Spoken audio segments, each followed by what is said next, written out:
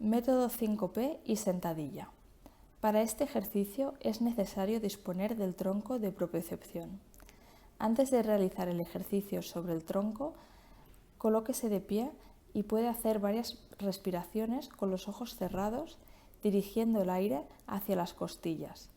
Y puede hacerse un masaje en la planta de los pies con una pelota de tenis durante 5-10 minutos.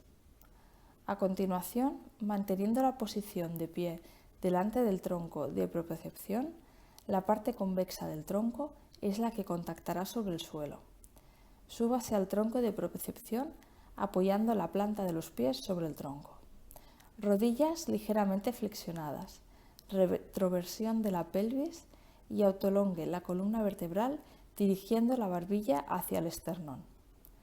Mantenga en equilibrio sobre el tronco, inspire cogiendo aire por la nariz y exhale por la boca. Realice una sentadilla a la vez que eleva los brazos hasta la altura de los hombros. Realice 10 repeticiones.